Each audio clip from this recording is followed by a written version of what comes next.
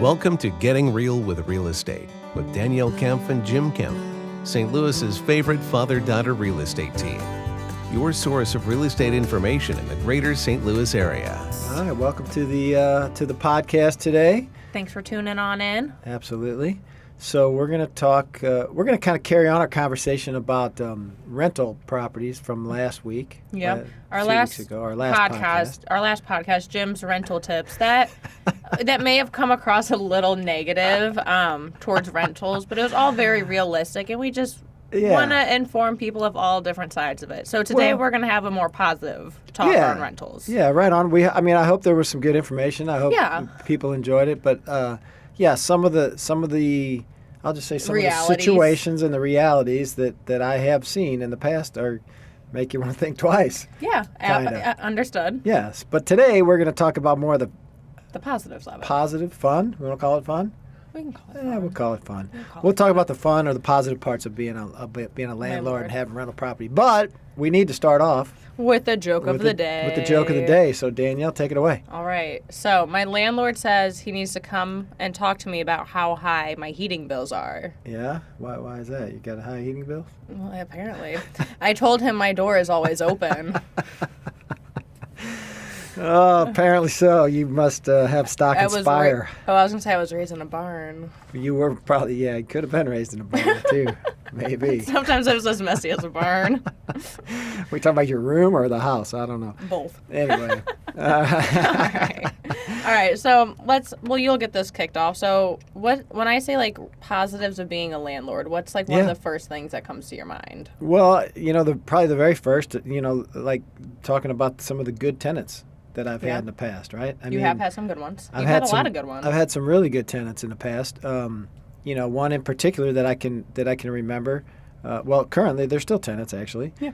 They've been in the same house for 10 plus years. Yeah, we were talking about this earlier. 10 to 13 years, probably at least. I think they've been there for a long time. And they've practically paid the house off at this point, right? Pretty close, They've paid a lot of it, yeah. I mean, I have had another house that I'm thinking of that, my tenant was there I had a 15-year loan on it, and I've had two tenants total. One was there for about a year, and the other was there for like 11. So, when they left, that house was essentially paid off. That's cool. So, I mean, I wrote a small check, and I was done. Yeah.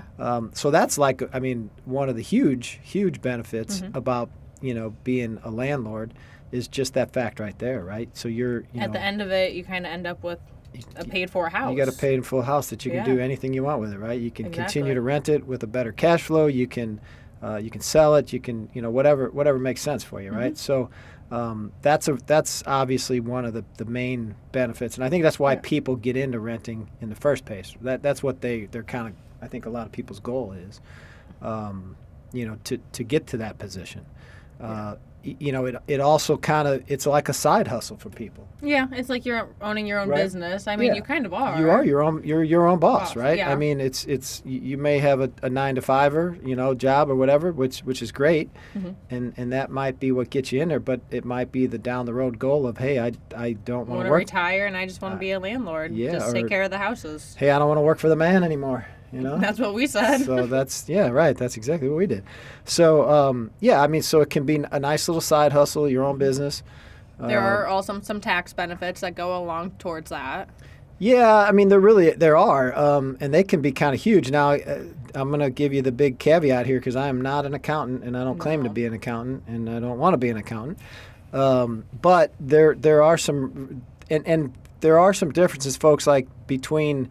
Like if you're a real estate professional in the real estate business for a certain number of hours per year, I think is the requirement you have to have. Talk to your accountant about all this stuff.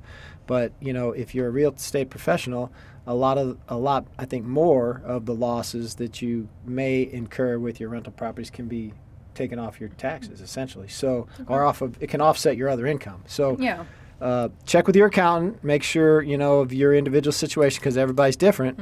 But there are definitely some tax benefits to being a landlord that can really help people, I think, in the long run. Yeah. So. Okay. Cool. Yeah. So what else? Diversifying your investments. So Well, that's a good one. Maybe you've already filled up your 401k and like you have stocks and That's a really... I don't know, everything else. Well, Crypto nowadays. You want to add something new. And I mean, like, real estate is a solid investment. Well, yeah, it's historically been a good hedge against inflation, right? Because if inflation goes up, your rental properties, your values go up faster. But a lot of people, all they invest in are stocks and bonds, right? Stocks primarily, right? Either in the market. If you're in a 401k at your work or wherever, probably the bulk of that is going right into the stock market, and we all know that can be a roller coaster ride. But you know, historically speaking, right, property values don't go down other than, you know, one time back in 2008, 9, 10, around that time, right, when we all know the Great Recession hit, and that was the best time to buy. That was a great buying opportunity. But to be, you know, that is probably the last time you're ever going to really see that to that scale ever. Like in my lifetime, I think for sure. I just don't. Well, also there was a bunch of different reasons for that '07 crash that have now been better maintained, better qualifications for like mortgages and everything like that. So like, that's a big learn point. from your mistakes. Right, for sure. That more than likely is not going to happen again. So but to diversify your portfolio is huge. I mean, that's any good financial advisor you're going to ever talk to is going to tell you diversification is important, right? If the stocks go down, you want your bonds to go up and vice versa and all that. But having some real estate in your asset mix is never a bad thing, in my opinion. So, and some folks, right, that might be their retirement, period. That's my plan. Right? That's that's my long-term plan. It's not a get rich quick scheme. That was kind of hard to say. That was. Say it 10 times fast. I don't think I can. But like, it's not a get rich quick thing. So like, it's a long-term thing. And you know, for me, I'm 25 years old. I have a lot of years left to continue to buy and hold. And you know, after 30 years of holding, they'll be paid off, and then I start getting that income, go buy another one. That's right. Absolutely. No, it's great. It's a good thing, and you have to have that. I think you have to have that mentality when you're looking at a rental. You kind of need a plan. I guess it is long term for sure, right? It's not a get rich quick. It's not you're going to make your money in a year. No. But you do still need to have a plan, right? Of how long you want to hold a property. For sure. Right? Some people, it might be 10 years, some might be 20, some might be, hey, forever. They might buy it and I'm going to keep it till I die, which is fine either way, but you should definitely have a plan. You know, and I think that kind of leads along to our next topic of it's kind of like that forced savings. Yeah, like that forced savings. And so we're going to kind of run through a bit of an example with you guys and just kind of talk about how it can impact your net worth, right? How it can enrich your life, really, is what it's all about. Okay. So I'll let you dive on into that one. Yeah, I'm going to talk about some numbers, and then, you know, of course, we'll try to, like on the YouTube side, when we post things, we'll have maybe some graphics with graphics and stuff people can see. But so just in a nutshell, what I did was I just took let's say you bought a $200,000 property, okay? And I just used an interest rate of 7% for a 30-year loan. Around what it is right now. Just kind of ballparking. Easy math. I didn't even include a down payment or anything in there, okay? So this is just kind of and I'm not even going into the cash flow aspect of the rental yet. I think we'll probably get into that in yet another episode where we talk more about like evaluating, like how much, like by the numbers, kind of evaluating like the properties. 1% rule and the cap rate and all that. Yep. So I think that's going to be a whole nother conversation. But right now we're just talking about how that building build your net worth. Yeah, so let's think about this, right? You bought that $200,000 property, 7% on a 30-year loan. Your monthly payment's going to be right at about $1,330, okay? So if you look at that, and then I also assumed, so historically speaking, properties have gone up between about 2 and 3% a year, right? Long-term focus, right? Yeah. Now, I'm not talking about the last 3 or 4 years. Since like 2019 or so, they've gone up like 5 to 8% each year. But like you said, long-term, I'm talking about average about 2%. Yeah, over like 50 or 80 years, whatever. Since they've been tracking them, 2 to 3% is pretty typical. So I used a 2.5% annual growth. Okay.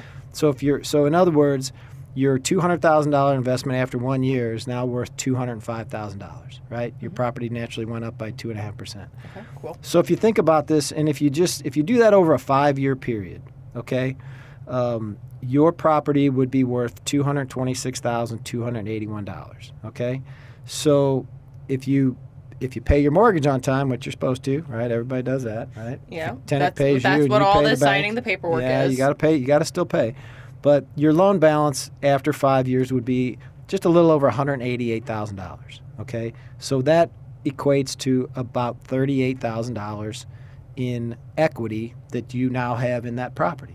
Okay, so roughly $7,600 a year. Again, I'm not talking about taxes here. I'm not talking about insurance. I'm not putting Or even anything else in there, maintenance. maintenance, any of that stuff. Just I'm just numbers. talking about, just how the numbers go. If you pay that mortgage every year, obviously you're going to rent that property for more than $1,300 a month to cover your other costs. But that's over a 5-year period. You've just increased your net worth by $38,000. Right? That's not bad. Yeah. That happens day in, day out. No matter what you're doing, right? Yeah. If you're going to work at your 9-to-5 job every week, every month, you're going to be making, just under $200 in equity every single month that you own that property, right? Okay. Yeah. So if you think about it that way, it makes, Makes sense.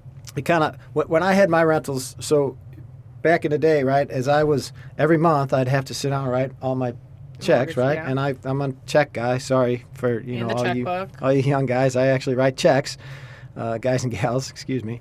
But I wrote the checks out, right? And so when I got done writing all them checks, I'm like, dang, that's a lot of money I just put out the window, right? Yeah. So I would actually take my mortgage statements and I'd go back in and I would look at how much principal I paid that month, and usually it was like $1,200 or $1,300, whatever, Yeah. or $1,400, whatever it might be. But it made me feel a little better because I was like, hey, whatever At headaches. least I'm getting something out of it. Yeah, whatever headaches I had for that month, I'm now on paper $1,400 better off than I was last month. And I didn't make all those. I mean, my tenants paid me those payments, right? Yeah. So I made a little money on top of that. So it's it made me feel better for what that's worth. But so then I'm going to continue my little example here, guys, just to kind of take you out to 10 years, right? So if we go again that 2.5% annual growth rate, your $200,000 property that you originally bought is worth $256,000. Okay. So $50,000 more than you bought it for. $56,000. Yep, 56. exactly, more than you bought it for. And your loan balance is going to be $171,625. So a little over $171,000. Okay. I didn't include the pennies on there, but you would think I would have because I'm an engineer, old engineer guy. But your equity, if you just take the difference there, is $84,391. Okay, And so that's in 10 years. that's at the end of year 10, right? So you've just made $8,400 a year in appreciation on your property, appreciation and paying the mortgage down, of course, right? But that's how that can impact your life, right? So at $8,400 annually, that's probably about $800 or $900 a month. Yeah. That's going in not necessarily in your pocket, but it's on Your your balance sheet. It's your net worth, right? Yeah, Your net worth is you're worth more money today than you were 10 years ago by $84,000. So, it's just a great way to to really get rich. Yeah. In the long run is what you're doing, right? Yeah. You're making yourself rich. You're making your life richer. If you think about that, again, like Danielle mentioned, well, we talked about like a plan, right?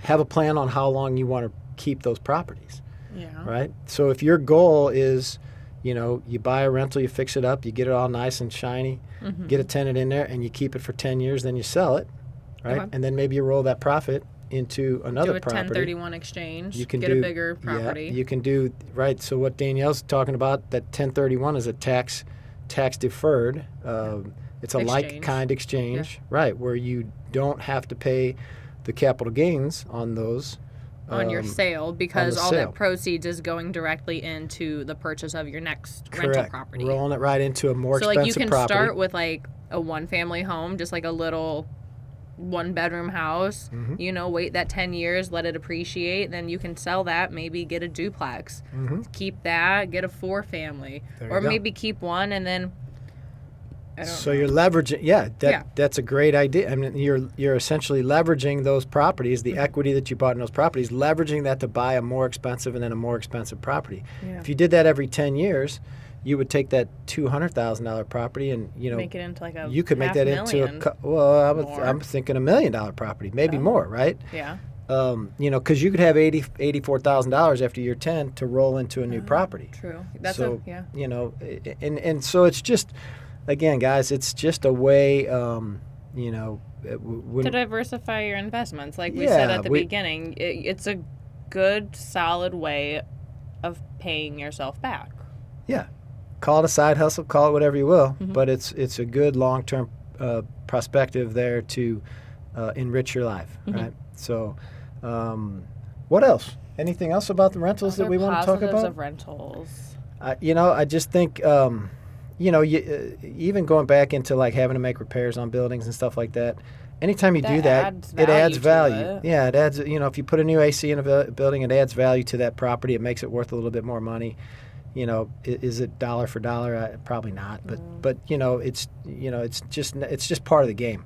Yeah. You're always going to have things like that. And we'll talk a little probably more detail about that maybe in our next episode. But, I would just encourage folks, again, like we talked about the last podcast, seemed a little down and a little negative about some of the stuff with a rental, but I think it's a... But I mean, like, even if you have that bad tenant who, like, destroys your house, well, then you get the satisfaction of going in and cleaning it up and making it look all good and pretty and spiffy again. Getting it ready. Like, even you... It's annoying, but you get some satisfaction out of, like, cleaning up your house and making it better for the next person and making it better for yourself, too. Yeah, absolutely. Yeah, yeah. And if you have to redesign it, it's really fun to go pick out tile and some paint colors. We're speaking from experience here. Yeah, we're doing that to a property right now. So, but yeah, and then it's you're right. I think it's kind of fun. You're working for yourself is, I think, the best part of it all. And when you... Like I like to paint, believe it or not, and when you paint a house or paint a room, you got some accomplishment, right? That you can see that's done. It's like, hey, I just did that. It's kind of cool. So yeah, guys, if you listened to our last podcast and it sounded a little bit negative, listen to this one. This one, I hope we showed you, how really down the road this can really help you to help you and your family to become. To enrich your life, I guess is how I would put it. I think it's a great way to go, and I would, highly recommend it to folks. So, if if you're thinking about that, right, thinking about a rental property, think about anything, like even a 2 or 4 family, especially those kind of things, are right in our wheelhouse. If it's even something like, in the next 5 years, I'd like to do that. Man, give us a call, reach out. Talk to you. We'd love to chat and just kind of like help you get a plan on how to do that. We're gonna have a lender come on board here in a future podcast too. Talk about financing those kind of properties. We're gonna talk about the cash flow part of it, how to value your rental for what to rent it out for. We're gonna go a little bit deeper into that. So we're gonna continue this series for about maybe 4 more podcasts. So stick on in with us, and we hope you learned something from it. Yep. If we can ever help you guys, give us a ring. We're always available to talk. Awesome. Thanks for tuning in. All right. We'll see you next time. Bye. Bye-bye. You've been listening to Getting Real with Real Estate with the Kemp team. Have questions about real estate or something you'd like to discuss? Contact the Kemp team at 314-336-1926 or visit our Facebook page at facebook.com/the Kemp team. Don't want to miss any episodes? Follow us on your favorite podcast app or YouTube. The Kemp team. Real, honest real estate.